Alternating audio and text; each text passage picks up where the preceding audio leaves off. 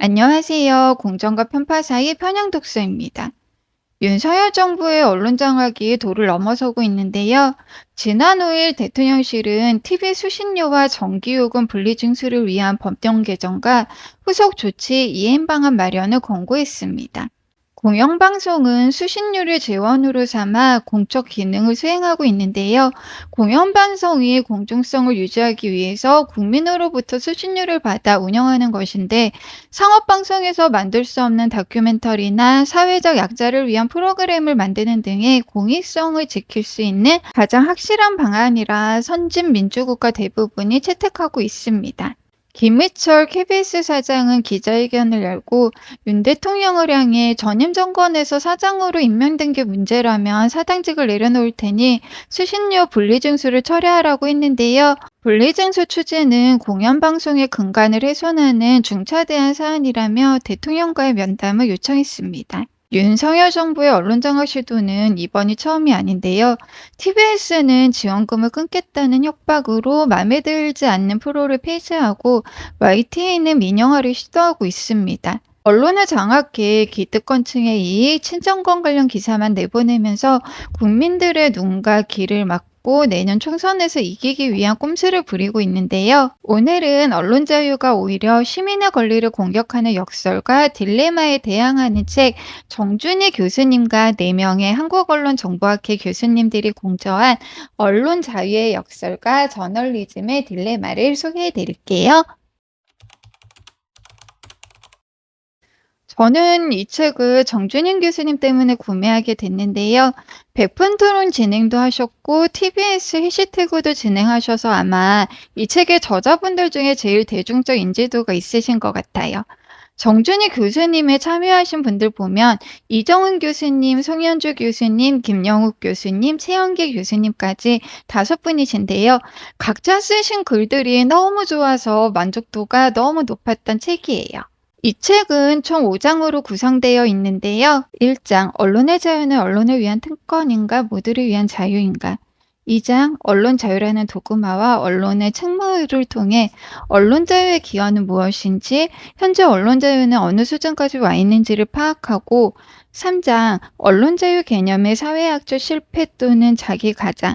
이걸 통해서 언론 자유를 자유권이 아닌 사회권의 개념으로서 대체될 필요성에 대해 이야기하고, 4장 언론 자유의 패러독스와 시장 모델의 실패. 5장 표현의 자유에서 소통의 권리를 위한 헌법 개정에서 언론 자유를 표현의 자유로 국한할 것이 아니라 소통할 수 있는 시민의 권리로 인정하고 헌법을 개정해야 함을 이야기하는데요. 책의 여느 말과 맺는 말은 정준희 교수님이 쓰셨어요.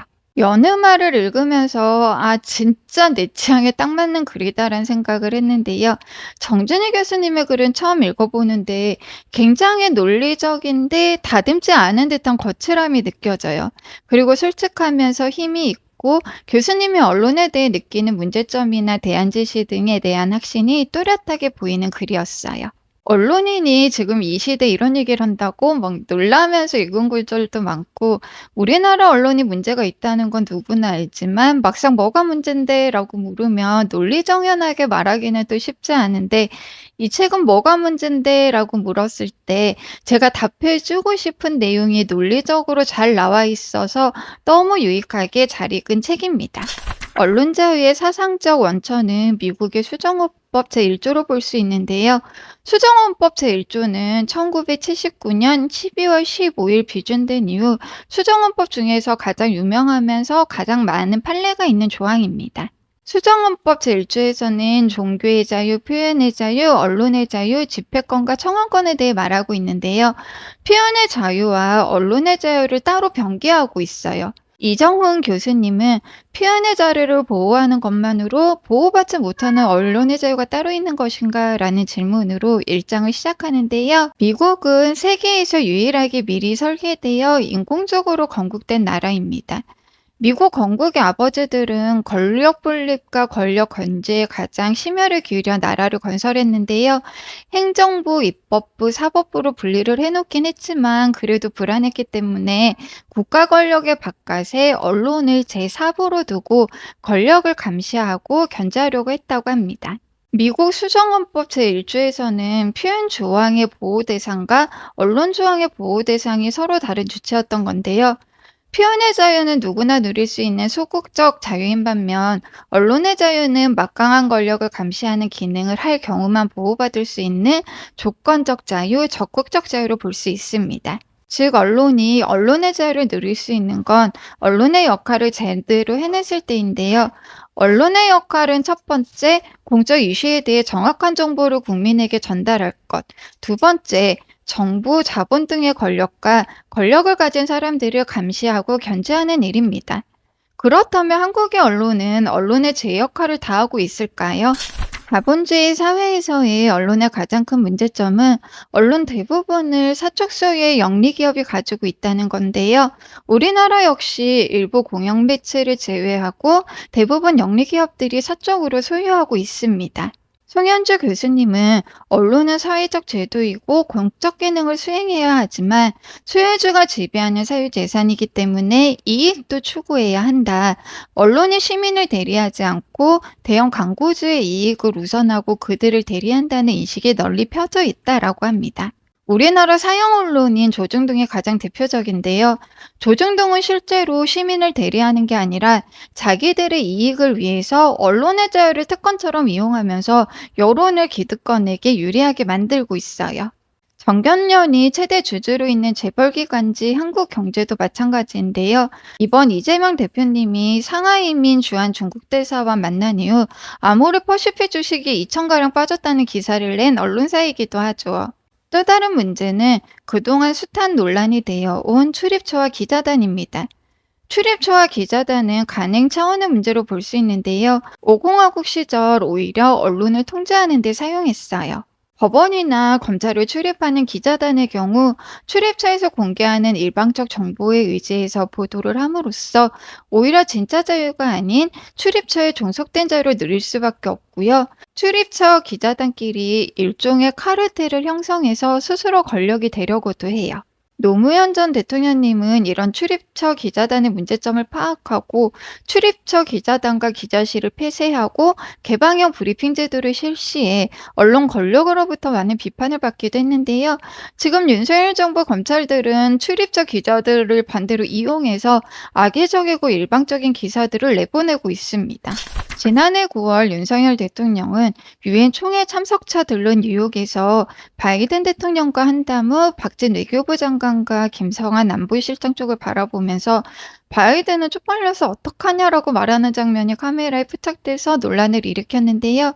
MBC가 처음 보도를 한 이후 주요 언론이 이 장면을 내보내자 대통령실은 바이든이 아니라 날리면이라고 한 거라면서 그릇된 보도에 엄중히 책임을 묻겠다고 했습니다. 이후 11월 인도네시아 발리에서 개최 예정이던 G20 정상회의 참석 때 대통령 전용기에 MBC 취재진의 탑승을 허용하지 않았는데요. 대통령 전용기에 기자를 태우는 것은 편의를 제공하는 것이 아니라 언론에게 취재의 자유를 주기 위함임에도 불구하고 윤석열 정부는 자의로 특정 언론에 불이익을 주고 언론 자유를 침해했습니다. 2021년 국민의 76.4%가 찬성하는 언론의 징벌적 손해배상을 언론단체는 언론자유 침해라면서 반대하고 나섰는데요. 윤석열 정부의 언론자유 침해에 대해서는 비겁하게 침묵하는 모습을 보이고 있습니다. 지금 우리나라의 언론은 국민을 대리하고 있을까요? 자본주의 시대 언론을 영리기업이 사적으로 소유하면서 언론자유의 역설이 발생한다고 정준희 교수님은 말하는데요. 사회 정치적 자유주의에 근접한 결정을 내리고 절제된 자유를 중시하는 민주당 정부의 집권 시기 언론은 오히려 더 강하게 언론의 자유를 외치는 반면에 신자유주의 극단적 시장 방임주의, 우파 권위주의에 가깝지만 시장의 절대적 자유를 중시하는 현재 국힘당 같은 정부의 집권 시기에는 오히려 언론은 위축됩니다. 언론의 자유가 주어지는 시기에 오히려 집권 세력이 언론 자유를 위협하고 있다면서 큰 소리를 내고 언론 통제 등 언론 자유가 위축됐을 때는 언론의 목소리가 작아지는 역설이 발생한다는 거예요. 정준희 교수님은 한국 언론은 민주적 기능을 수행하기 위해 언론이 필요한 게 아니라 자신의 이익에 맞는 정보의 학대 재생산을 위해서 언론 자유라는 명분이 필요한 것이라면서 언론의 이주적 태도를 비판하고 있습니다. 게다가 기사를 지면이 아닌 디지털로 생산하는 지금 언론인들의 근무 환경 역시 취약해지고 있는데요. 기자들이 하루에 써야 하는 기사의 양이 늘어나고 언론사는 언론의 질보다 조회수가 많이 나오는 기사를 원하기 때문에 심층적으로 취재를 해서 기사를 내기보다 내려오는 정보에 의존해서 영혼 없는 기사를 쓰는 언론인이 많아지면서 언론인 스스로가 셀러리맨화 되어가고 있어요. 언론이 언론의 역할, 시민의 알 권리를 대리하고 권력을 감시, 견제하는 기능을 못한다면 언론에게 주어졌던 특권 역시 누리지 말아야 하는 거 아닐까요? 김영우 교수님은 자본주의 시대 언론은 지배 세력의 기득권 유지 수단으로 작동하면서 공론장의 학대가 아니라 이익 추구에만 매달리고 여론을 호도해서 자신들에게 유리한 상부구조 이데올로기를 조작하는 단계까지 왔다고 하면서 이런 언론사의 자유를 강력하게 규제해야 한다. 언론의 중심이 된 공론장이 아니라 시민의 중심이 된 공론장을 형성하고 공론장이 제대로 기능할 수 있도록 시민 언론을 통제할 장치를 마련해야 한다고 말합니다.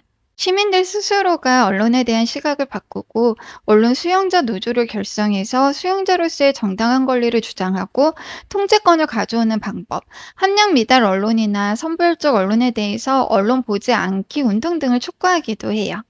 종교, 신체, 거주 및 이동의 자유를 주장하기 위해 교육받고 노동하며 인간다운 생활을 보장받을 권리 상태를 확인하고 개선을 요구하기 위해 시민들의 언론과 표현의 자유는 필수적이다. 언론과 표현의 자유를 모든 시민의 모든 자유와 권리를 보장하기 위한 기본권을 위한 기본권이라고 하는 이유이다. 주권자의 권리 보장이 내용적 권위라고 한다면 표현의 자유, 언론의 자유는 실천적 권위로 볼 수 있는데요. 그렇기 때문에 미디어 기술과 산업과 이용 환경의 변화 속에서 언론 불신, 가짜뉴스, 혐오 표현 등 표현의 문제가 사회적 갈등과 차별을 불러일으키기도 합니다. 세영기 교수님은 이런 시대의 언론개혁은 사회 일부의 요구가 아니라 시대의 요구가 돼야 하며 헌법도 시대에 맞춰 개정해야 한다고 말합니다.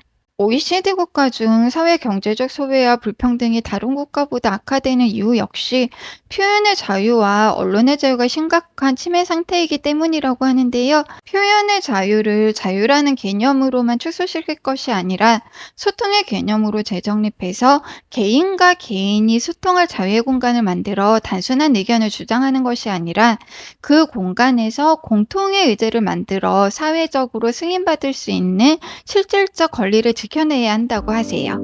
정춘희 교수님은 맺는 말에서 소통이 아닌 독백은 무능력하고 기존 정치가 시민을 수동적 청중으로 전락시키고 여론이라는 모호한 주체로 만드는 것에 대해 반대하면서 소통의 권리를 새로운 헌법 조항을 통해 규정해야 한다. 시민을 위해 봉사하라고 부여한 언론의 특권을 시민의 공익에 반하는 사익을 위해 사용한다면 그 권한을 환수하려는 구체적 행동을 해야 한다라고 합니다. 이런 시대에 표현의 자유와 소통할 권리를 지켜내고 우리 시민이 부여한 언론의 특권을 감시하기 위해 우리 민주시민이 지금 무엇을 해야 할지 한 번쯤 고민해보는 시간 되시면 좋을 것 같고요. 한국 언론의 문제점은 무엇인지, 윤석열 정부 우리 언론은 지금 어느 위치에 있는지, 언론에 수동적으로 노출되는 우리 시민을 위해서 지금 무엇을 해야 할지는 정말 여러 가지 생각을 하게 한 책입니다. 지금 이 시대에 언론의 문제야라고 한 번쯤 고민해 보신 구독자분들께 정말 추천하는 책이었습니다. 지금까지 공정과 편파 사이 편향독서였습니다. 영상 시청해 주셔서 감사합니다.